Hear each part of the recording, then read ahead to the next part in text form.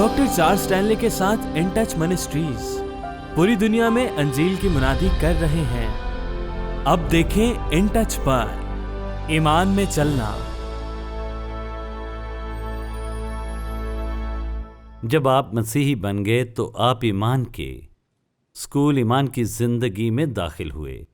कलाम कहता है इफ्सियों 2 बाब 8वीं और 9वीं आयत, क्योंकि तुमको ईमान के वसीले से फजल ही से निजात मिली है और ये तुम्हारी तरफ से नहीं, खुदा की बख्शिश है, और ना अमाल के सबब से, ताकि कोई फख्र न करे।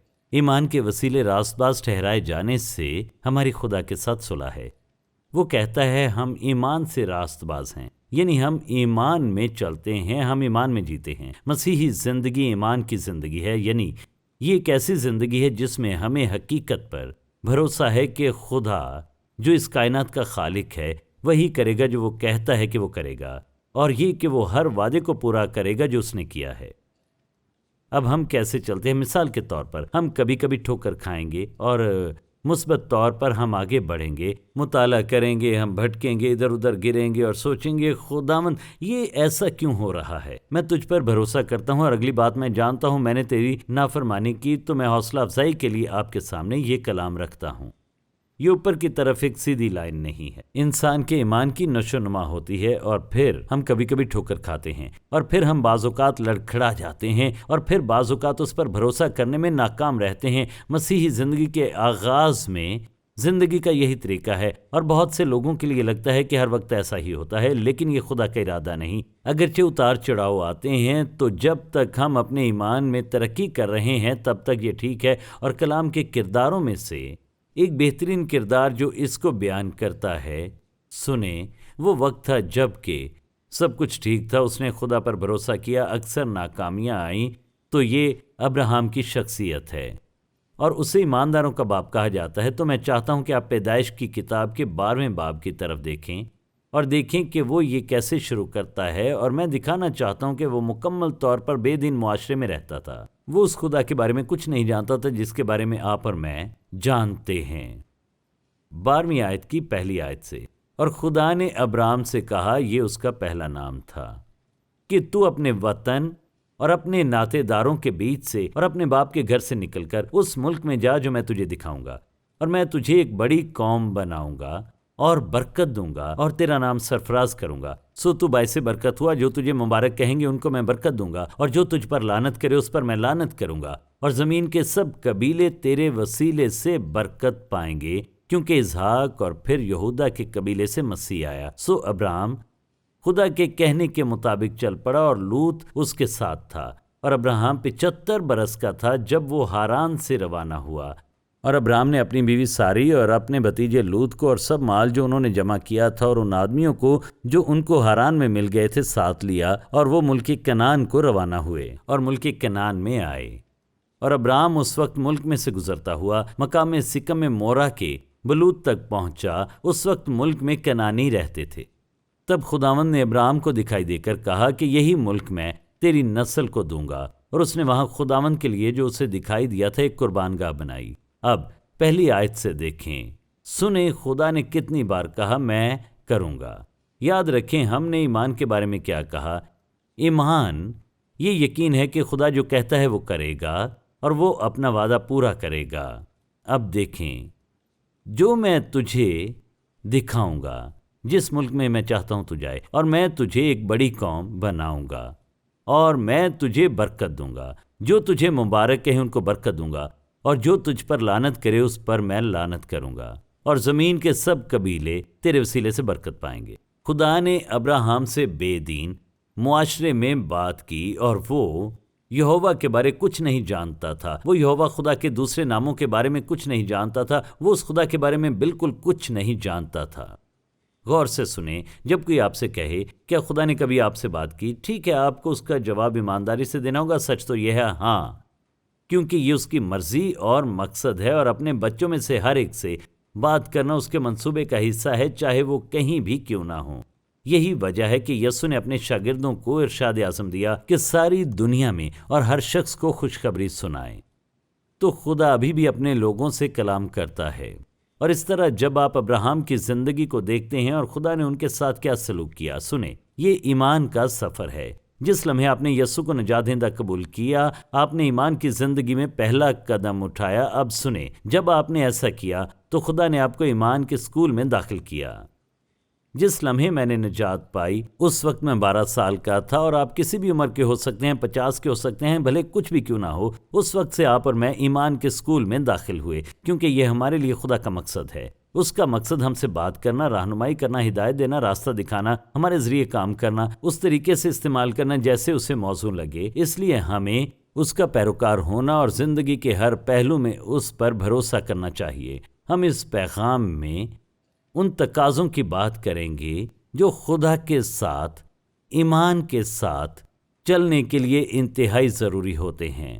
سنیں، ایمان پر چلنے کے لیے پہلی بنیادی ضرورت یہ ہے کہ مجھے خدا کو سننا سیکھنا چاہیے۔ اگر آپ نہیں جانتے کہ اسے کیسے سننا ہے تو آپ کو کیسے معلوم ہوگا کہ کہاں جانا ہے؟ اگر آپ نہیں جانتے کہ اسے کس طرح سننا ہے تو آپ نہیں جان پائیں گے کہ خدا آپ سے بات کرتا ہے یا نہیں۔ اور اس طرح آپ کو صرف یہ اندازہ لگانا ہوگا کہ شاید خدا نے یہ کہا ہو اور شاید یہ کہا ہو۔ غور سے سنیں، خدا اب بھی لوگوں سے شخصی طور پر بات کرتا ہے، کیونکہ دیکھیں، کوئی کہتا ہے خدا نے مجھے بتایا، اس کا مطلب یہ نہیں یہ ضروری طور پر سچ ہو، کیونکہ اکثر اوقات لوگ کہیں گے خدا نے مجھے ایسا کرنے کو کہا جو خدا کی فطرت اور صفات سے بالکل متصادم ہوگا۔ وہ بولتا ہے، صاف بولتا ہے، اور جو کہتا ہے وہ بائبل کے ذریعے مستقل طور پر بات کرتا ہے۔ یہ خدا کا تحریری مکاشفہ اور انسانوں کے درمیان اس کا کام ہے، اور یہ سب اسی سے متعلق ہے۔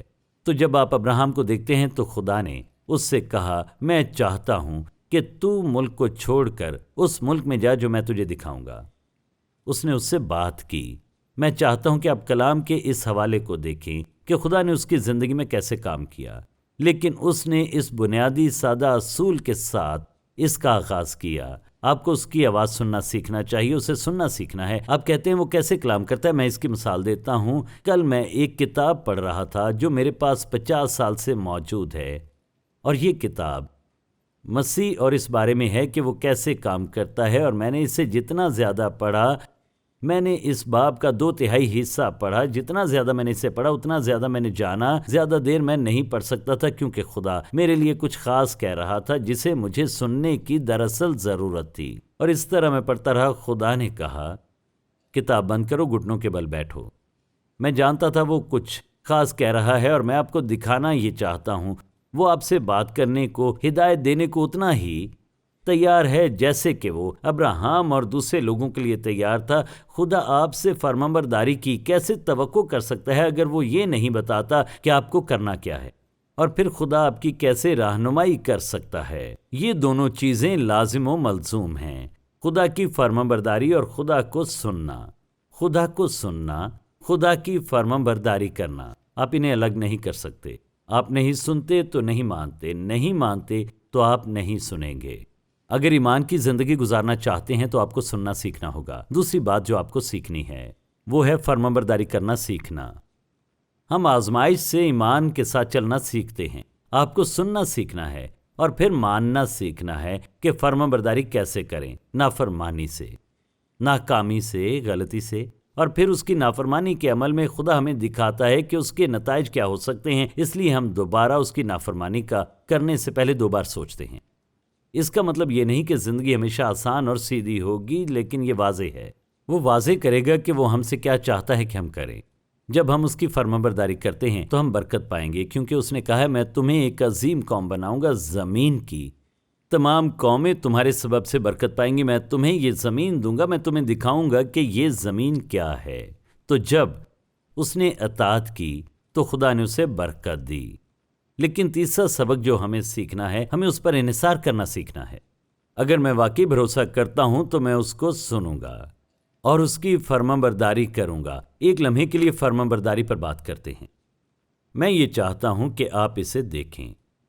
میں یہ سوال پوچھتا ہوں، جب آپ سوچتے ہیں کہ یسوع نے اپنے شاگردوں سے کیسے بات کی تو اس نے کتنی بار ان سے کہا کہ وہ فرمانبرداری کریں؟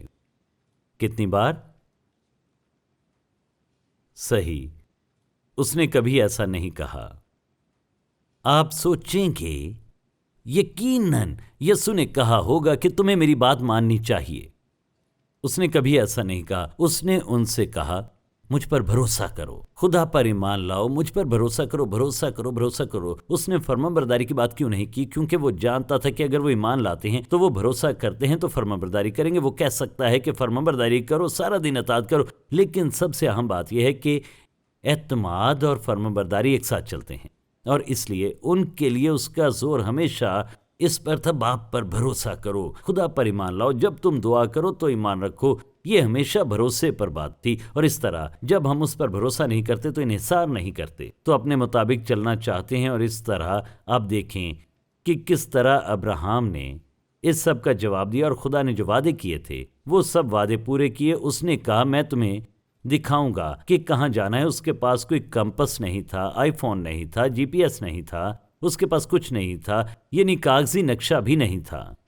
اس کے پاس صرف خدا کی آواز تھی, خدا کی سمت. خدا نے کتنی بار کہا میں چاہتا ہوں کہ تم اس طرح چلو یا اس راستے پر جاؤ اور یہ راستہ لو, اور خدا اس کی رہنمائی کر رہا تھا. اور خدا نے جس وجہ سے اسے مزید ہدایات نہ دیں کیونکہ وہ اس پر انحصار کرتا تھا. اور بعض اوقات ہم چاہتے ہیں خدا ہمیں کسی کام کے لیے بہت سارے پیسے دے. جانتے ہیں خدا کچھ لوگوں کو کیوں نہیں دے گا؟ کیونکہ وہ اس پر انحصار نہیں کرتے. خدا پر انحصار کرنے کا کیا مطلب ہے؟ بس اتنا, اکثر ایک شخص جس کے پاس بہت کم ہوتا ہے اور وہ صرف تھوڑا سا زیادہ حاصل کرتے ہیں, وہ سوچتے ہیں کہ انہوں نے یہ کیا کیا. اگر خدا ہاتھ کھینچ لے تو آپ کے پاس پہننے کے کپڑے بھی نہیں ہوں گے. یہ آپ پر خدا کا رحم ہے کہ آپ لگاتار 2 بار سانس لے پاتے ہیں, کہ آپ کام کر سکتے ہیں. یہ سب فضل, نیکی اور محبت ہے. ہم سب کا اس پر انحصار ہے. کوئی ایسی چیز بتائیں جو آپ کے پاس خدا کے بغیر ہو سکتی ہے؟ کوئی نہیں. آپ آج گھر جا پائیں گے؟ ضروری نہیں ہے.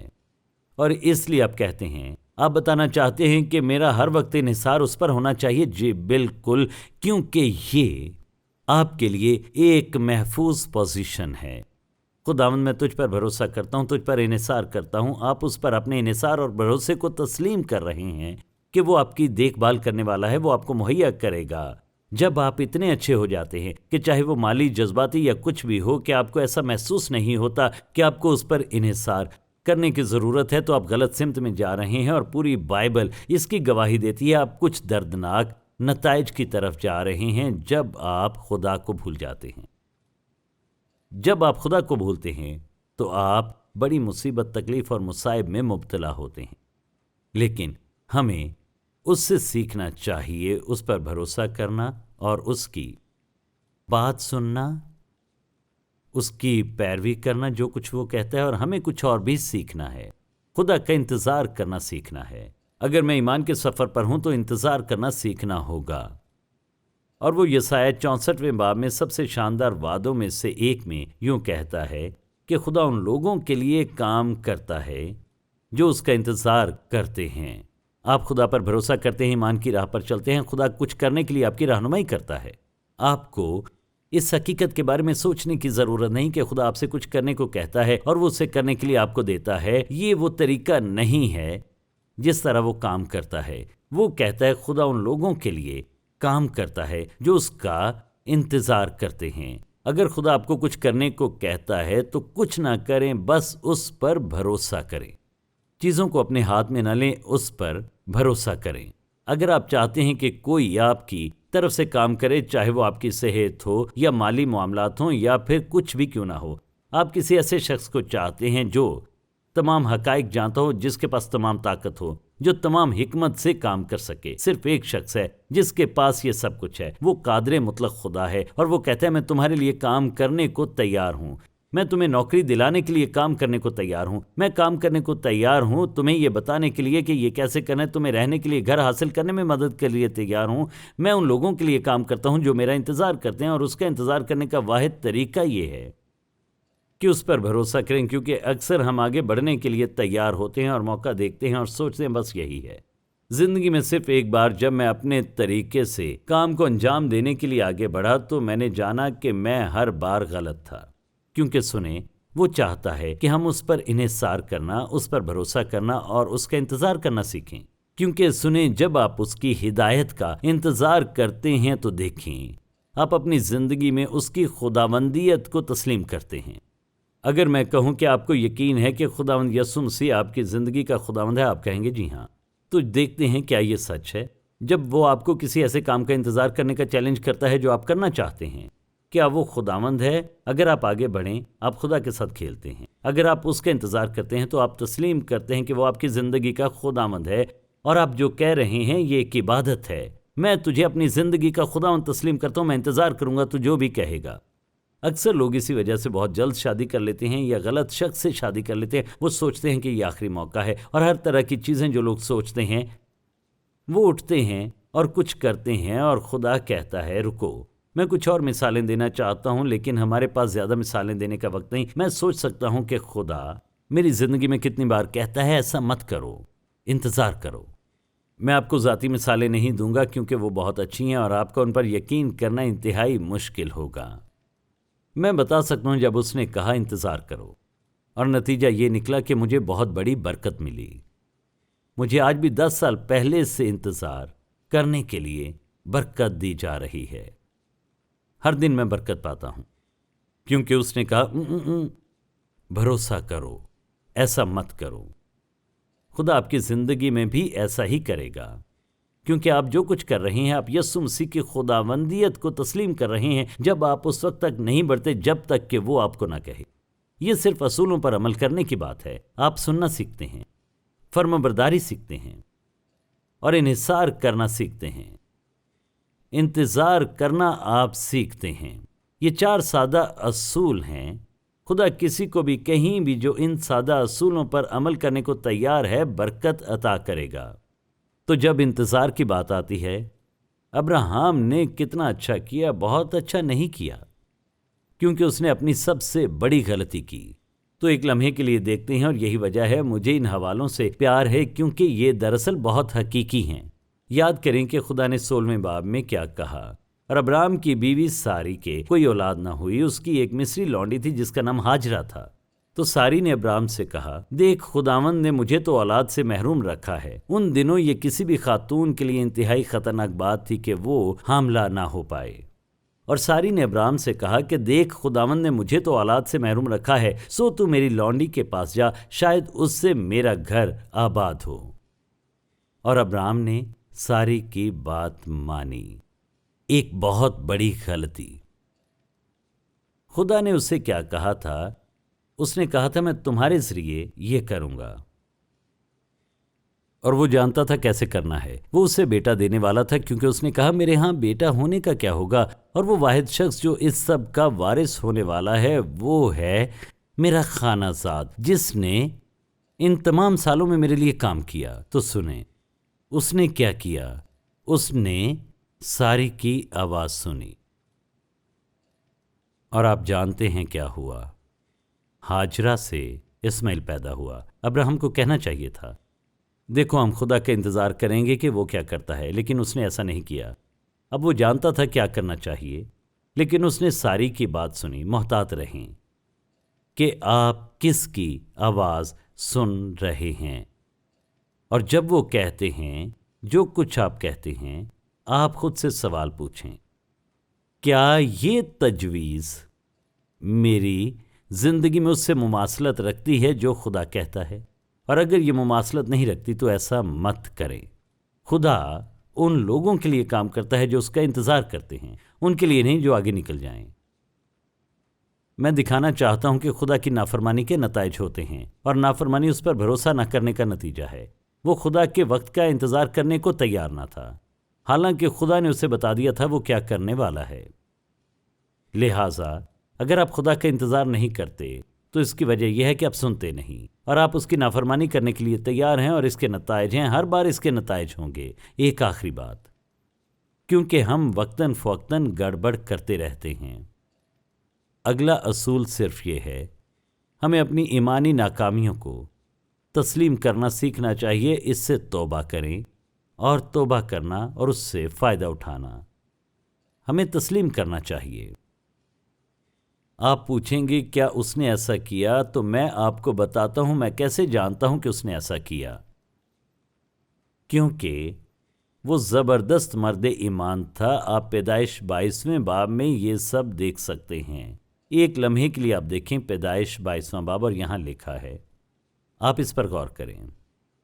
ان باتوں کے بعد یوں ہوا کہ خدا نے ابراہیم کو آزمایا اور اسے کہا، اے ابراہیم۔ اس نے کہا، میں حاضر ہوں۔ تب اس نے کہا کہ تو اپنے بیٹے اسحاق کو، جو تیرا اکلوتا ہے اور جسے تو پیار کرتا ہے، ساتھ لے کر موریا کے ملک میں جا، اور وہاں اسے پہاڑوں میں سے ایک پہاڑ پر جو میں تجھے بتاؤں گا سوکھنی قربانی کے طور پر چڑھا۔ تب ابراہیم نے صبح سویرے اٹھ کر اپنے گدھے پر 4 جامہ کسا اور اپنے ساتھ 2 جوان اور اپنے بیٹے اسحاق کو لیا، اور سوکھنی قربانی کے لیے لکڑیاں چیریں، اور اٹھ کر اس جگہ کو جو خدا نے اسے بتائی تھی روانہ ہوا۔ تیسرے دن ابراہیم نے نگاہ کی اور اس جگہ کو دور سے دیکھا۔ تب ابراہیم نے اپنے جوانوں سے کہا، تم یہیں گدھے کے پاس ٹھہرو، میں اور یہ لڑکا دونوں ذرا وہاں تک جاتے ہیں اور سجدہ کر کے پھر تمہارے پاس لوٹ آئیں گے۔ آپ کہتے ہیں اس کا کیا مطلب ہے؟ اس نے کہا کہ ہم عبادت کریں گے، اور ہم نہ صرف عبادت کریں گے بلکہ ہم واپس لوٹ آئیں گے۔ اب یہاں اس کے ایمان کا آخری امتحان ہے۔ وہ پیچھے سے لڑتا ہوا آیا تھا، خدا اسے کیا کرنے کو کہہ رہا تھا اور وہ غلطیاں کر رہا تھا، لیکن وہ بڑھ رہا تھا۔ اور اب خدا نے کہا، یہ ہے جو میں چاہتا ہوں تم کرو۔ میں چاہتا ہوں کہ تم اس بیٹے کو، اپنے اکلوتے بیٹے کو جس سے تو پیار کرتا ہے، میں چاہتا ہوں تم اسے قربانی کے طور پر پیش کرو۔ یعنی میں چاہتا ہوں کہ تو اس لڑکے کو میری فرمانبرداری میں قربان کرے۔ اور بائبل یہ نہیں کہتی کہ ابراہیم نے سوچا کہ کچھ اور ہو سکتا ہے۔ بائبل یہ نہیں کہتی کہ اس نے پوری رات فیصلہ کرنے کی کوشش میں کشتی لڑی کہ ایسا وہ کرے یا نہ کرے۔ وہ ایسا کرنے پر کیوں تیار تھا؟ کیونکہ اس کا ایمان اس کی زندگی میں عروج پر پہنچ چکا تھا۔ وہ خدا کی اطاعت کرنے کو تیار تھا، یہاں تک کہ وہ سب سے قیمتی چیز جس کا وہ تصور بھی کر سکتا تھا۔ غور کریں، یہ نہ صرف اس کے بیٹے کی موت ہوتی، ان تمام وعدوں کا کیا ہوتا جو خدا نے کیے تھے زمین کی تمام قوموں کے بارے میں کہ وہ برکت پائیں گے۔ وہ جانتا تھا کہ اسماعیل کے ذریعے یہ نہیں ہوگا۔ اگر خدا چاہے کہ وہ اپنے بیٹے کو مار ڈالے، لیکن خدا نے اس پر بھروسہ کیا۔ وہ جانتا تھا کہ اگر چھری اس کے بیٹے کے دل کے قریب ہوئی تو خدا اسے روک دے گا۔ اگر وہ اسے مار دیتا تو خدا اسے مردوں میں سے زندہ کر دیتا۔ اس لیے وہ فرما بردار تھا۔ خدا نے اسے یہ جاننے کے لیے ایسا کرنے کو نہیں کہا تھا کہ وہ ایسا کرتا ہے یا نہیں۔ اس نے ایسا اس لیے کیا کیونکہ وہ چاہتا تھا کہ ابراہیم جان لے کہ وہ کتنا فرما بردار ہے۔ خدا جانتا تھا، کیا تو مجھ پر بھروسہ کرتا ہے؟ کیا تو زندگی کی سب سے قیمتی چیز جسے تو پسند کرتا ہے ترک کرنے کو تیار ہے؟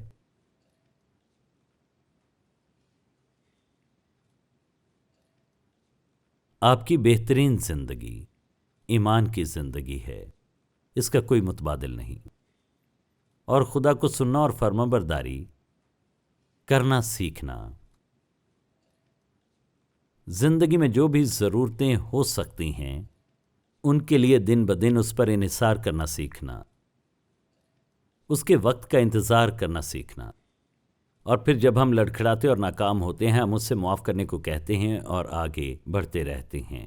یہ بہترین زندگی ہوگی، اور یہ ایک ایسی زندگی ہے جب آپ یسوع مسیح کو نجات دہندہ قبول کرتے ہیں۔ یہ بہترین زندگی ہے۔ آپ خدا پر بھروسے کو نہیں کھوئیں گے، اس سے فرق نہیں پڑتا کہ زندگی میں کیا ہوتا ہے۔ اور آپ کے لیے میری یہ دعا ہے کہ آپ سننے اور ماننے کے لیے سمجھدار ہوں، اس پر بھروسہ کریں اور اسے اپنی زندگی میں کام کرتے دیکھیں۔ آمین۔ اے باپ، ہم تیرے شکر گزار ہیں کہ تو تحمل کرتا ہے، کہ تو جلد معاف کرنے کو تیار ہے، کیونکہ تو ہم سے پیار کرتا ہے، تو ہمارے لیے بہترین چاہتا ہے۔ تو جانتا ہے ہم وہی کرنا چاہتے ہیں جو کہ صحیح ہے۔ ہم تجھ پر بھروسہ کرنا چاہتے ہیں، ہم اپنے ایمان میں اس حد تک بڑھنا چاہتے ہیں کہ ہر چیز کے لیے تجھ پر انحصار کریں۔ ہم وہ لوگ بننا چاہتے ہیں جو تو چاہتا ہے کہ ہم بنیں، اور ہم اصول جانتے ہیں جو پرانے اور نئے عہد نامے کے کرداروں کی زندگیوں میں خوبصورتی سے ظاہر ہوتے ہیں۔ اور آج میں تیرے بیٹے یسوع کے نام میں یہ دعا مانگتا ہوں کہ ہر شخص جو اس پیغام کو سنتا ہے وہ بائبل کی سادہ سچائی کو پہچانے۔ یہ خدا کے کلام کی سادہ سچائی ہے، اور یہ وہ طریقے ہیں جن سے خدا انسانیت کے درمیان کام کرتا ہے، اور اس سے کوئی فرق نہیں پڑتا کہ ہم کہاں سے آئے ہیں۔ اصول ایک جیسے ہیں، اس کے نتائج موجود ہیں، اچھے اور برے دونوں۔ اور میں ان کے لیے دعا کرتا ہوں اے باپ جنہوں نے کبھی یسوع کو نجات دہندہ قبول نہیں کیا، انہیں یہ سمجھنے میں مدد کر کہ صرف ایک ہی خدا ہے اور اس کا نام یہوہ ہے، صرف ایک نجات دہندہ ہے اور اس کا نام یسوع مسیح ہے، اور صرف ایک ہی راستہ ہے اور وہ ہے ایمان کے وسیلے نجات کا راستہ، یسوع مسیح جو صلیب پر چڑھ گیا اور اپنی جان دی، اپنا خون بہایا تاکہ ہم سب نجات پائیں، ہمارے گناہ معاف ہوئے، راست باز اور مقدس ٹھہرائے گئے، الگ کیے گئے، اور جلال جو ہمیشہ کے لیے ہے، ابدی زندگی کا تحفہ ہمارے اندر بستا ہے۔ یہ میری دعا ہے اے باپ، میرا ایمان ہے کہ تو اس کا جواب دے گا، اور یہ کہ تو اس کا بار بار اور بار بار جواب دے گا۔ اور اے باپ وہ لوگ جو تجھ پر بھروسہ نہیں کرتے وہ خطرہ مول لیتے ہیں، اسے بائبل میں رکھیں، قربان گاہ بنائیں کہ اب سے میں خدا کو سننا چاہتا ہوں اور اس کی فرمانبرداری کرنا چاہتا ہوں، اس پر انحصار کرنا چاہتا ہوں، اس کا انتظار کرنا چاہتا ہوں، میں وہ شخص بننا چاہتا ہوں جو خدا چاہتا ہے میں بنوں۔ یہی میری دعا ہے یسوع کے نام میں، آمین۔ اگر آپ کو آج کے پروگرام سے برکت ملی ہے تو وزٹ کریں intouch.org پر۔ پوری دنیا میں مسیح کے ساتھ بڑھتے رشتے میں لوگوں کی رہنمائی کرنا اور مقامی کلیسیا کو مضبوط کرنا in touch doctor Charles Stanley اور ان ٹچ منسٹریز کی پیشکش ہے، اور یہ پروگرام خدا کے فضل، آپ کی دعاؤں اور عطیات سے ممکن ہوا۔